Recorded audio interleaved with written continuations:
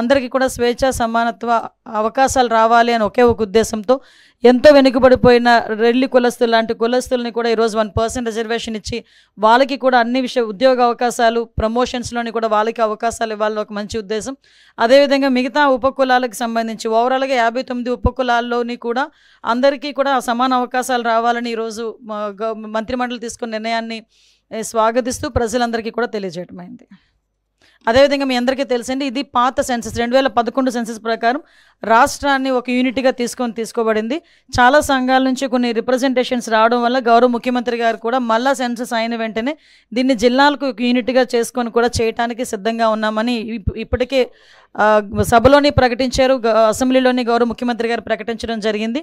దానికి కూడా ఈరోజు ఎన్డీఏ గవర్నమెంట్ చిత్తశుద్ధితో కట్టుబడి ఉన్నామని మాత్రం మేము తెలియజేసుకుంటున్నాం.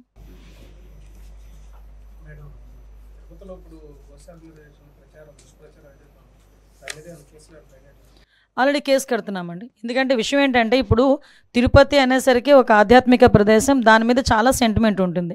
తిరుపతిలోని ఎక్కడైనా ఏదైనా చిన్నది అంటే మాంసాహారం ఎక్కడ దొరికినా, ఒక సిగరెట్ దొరికినా, లేకపోతే ఏదైనా మద్యపానానికి సంబంధించిన అంశాలు ఏమైనా దొరికినా కూడా భక్తుల మనోభావాలు దెబ్బతినే పరిస్థితులు ఉంటాయి. అటువంటి సిచ్యువేషన్స్లో ఒక అబద్ధపు ప్రచారాన్ని నిజం చేయడానికి వాళ్ళు చేస్తున్న ప్రయత్నాలు, సాక్షాత్తు ఇంతకుముందు ఆ తిరుమల తిరుపతి దేవస్థానం చైర్మన్ చేసిన వ్యక్తి బయటకు వచ్చి ఆ తిరుమల తిరుపతి దేవస్థానం తాలూకా ప్రాధాన్యత, దాని తాలూకా సెంటిమెంట్ తెలిసిన వ్యక్తిగా ఆయన అటువంటి కామెంట్స్ చేసేటప్పుడు ఆయన సెన్స్ పనిచేయాలి, చిత్తశుద్ధితో ఉండాలి. ఎందుకంటే ఇది దేవుడితో కూడుకున్న వ్యవహారం, దేవుడికి సంబంధించిన వ్యవహారం.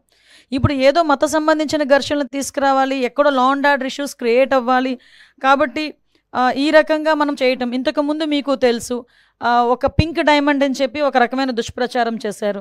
అరే అసలు పింక్ డైమండే లేదు అని చెప్పి ఆర్కియాలజీ డిపార్ట్మెంట్ వాళ్ళు కూడా బయటకు వచ్చి చెప్పే పరిస్థితి వచ్చింది. అంటే ఏదో రకంగా తిరుమల తిరుపతి దేవస్థానం అంటే ప్రజల సెంటిమెంటు, దాని మీద ఒక బురద జల్లితే గవర్నమెంట్కి చెడ్డ పేరు వస్తుంది, దానివల్ల పూలన మత ఘర్షణలు తీసుకురావచ్చు అని ఒక దురాలోచనతో వాళ్ళు చేస్తున్న కామెంట్స్ తప్పించి వీటిలో నిజం లేదు అని నిన్న నిజాలు ఈవో శ్యామలారావు గారు చాలా క్లియర్గా చెప్పారు. ఎంత దౌర్భాగ్యం అంటే అక్కడ ఈవెన్ ఆ గోశాలకి 2023 నుంచి విజిలెన్స్ అధికారులని కూడా లోపలికి రానివ్వని పరిస్థితి, అంటే లోపల ఏం జరుగుతుందో కూడా తెలియని పరిస్థితి. అదేవిధంగా కనీసం ఆవులకి ఇచ్చే దానాన్ని కూడా కల్తీ చేసి అందులో కూడా కనీసం నాణ్యత లేని దానాలని కూడా పెట్టే పరిస్థితి కనిపించిందని సాక్షాత్తు ఈవో శ్యామలరావు గారు చెప్పడం జరిగింది. ఎవరైతే ఇలాంటి అసత్యపు ఆరోపణలు చేస్తున్నారో, అసత్యపు ఆరోపణలు చేసిన ప్రతి ఒక్కరి మీద కంపల్సరీగా చర్యలు ఉంటాయి. వీళ్ళు ఎలాగ మ్యానిపులేట్ చేస్తున్నారంటే మీకు ఒక ఎగ్జాంపుల్ చెప్తానండి.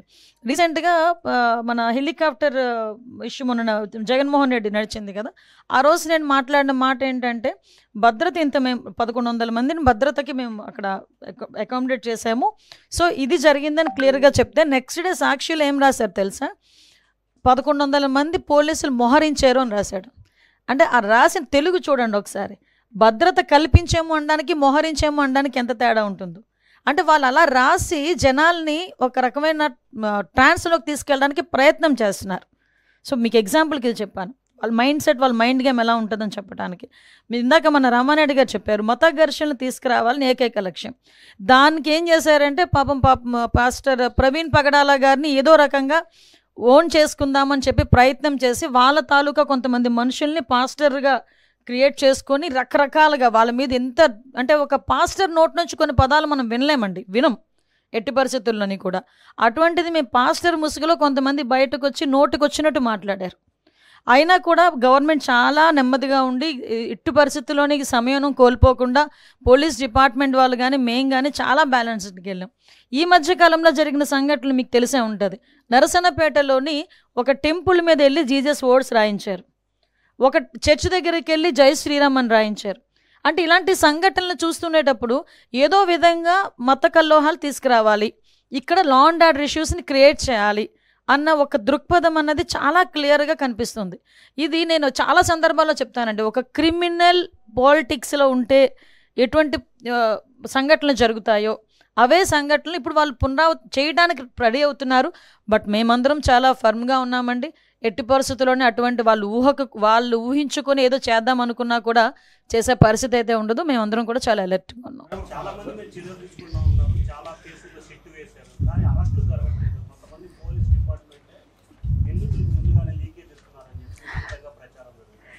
మీ దేవుడి దయ వల్ల మీరే ప్రచారం అన్నారు కాబట్టి సంతోషం. నిజంగా నేను అలాగని చెప్పి మీరు అన్నదాన్ని నేను కాదు అని చెప్పట్లే. ఎక్కడో అక్కడ కొన్ని కొన్ని మూలాలైతే ఉంటాయి. ఇప్పుడు మ్యాక్సిమం అంతా ప్రక్షాళన జరిగింది. ఇంకా ఎక్కడైనా మూలాలు ఉంటే కూడా మీరు చెప్పిన దాన్ని కూడా మేము కన్సిడర్లోకి తీసుకొని మేము కూడా విచారణ చేసుకుంటాం. కానీ అటువంటి పరిస్థితి అయితే యాజ్ ఆఫ్ నో మా దగ్గర ఎక్కడ లేదు. సిట్ విచారణ పూర్తయిన వెంటనే చర్యలు ఉంటాయండి. ఎందుకంటే మేము ఏదో కంగారు పడిపోయి విచారణ తీసుకొచ్చేసి మళ్ళీ వెళ్ళి వాళ్ళు కోర్టులకు వెళ్తే మేము ముట్టకెళ్ళి తినే పరిస్థితులు అయితే వెళ్ళాం. మేము చాలా క్లియర్గా సిట్ విచారణ కంప్లీట్గా పూర్తి చేసుకొని అందులో ఎవరైతే దోషులు ఉన్నారో విత్ సాక్ష్యాధారాలతో పట్టుకొని వాళ్ళ మీద చర్యలు ఉంటాయి.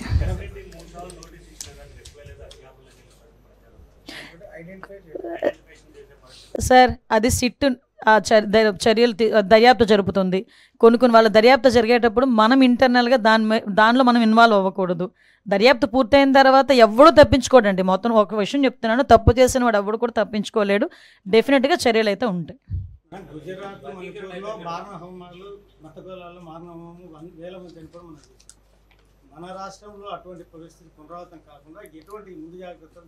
సార్ ఎట్టి పరిస్థితుల్లోనే అటువంటి జరగవండి. ఫ్యాక్షన్ లాంటి ఊర్లనే చంద్రబాబు నాయుడు గారు అనే వ్యక్తి ఫ్యాక్షన్ లేకుండా చేసిన పరిస్థితి. నక్సలైట్స్ అలాంటి వాళ్ళు ఫుల్ ఫ్లెజ్డ్గా ఉన్న సిచ్యువేషన్ని కూడా కామ్ డౌన్ చేసిన పరిస్థితి. అటువంటి వ్యక్తి ఈరోజు మత ఘర్షణలు అని చెప్పి అంటే ఎవరో ఇంటెన్షనల్గా చేయాలి అనుకుంటే మేమే ఈరోజు మీకు చెప్తున్నాం, 2-3 ప్రయత్నం చేశారు, మేము తిప్పుకొట్టుకున్నామని. మా దగ్గర పోలీస్ వ్యవస్థ అంత బలమైన వ్యవస్థ ఉంది. ఒక పక్క చంద్రబాబు నాయుడు గారు ఉన్నారు. ఇలాంటి వాటిని ఆదిలోనే తుంచేసే పరిస్థితి అయితే మాకు తెలుసు, మేము చేయగలం.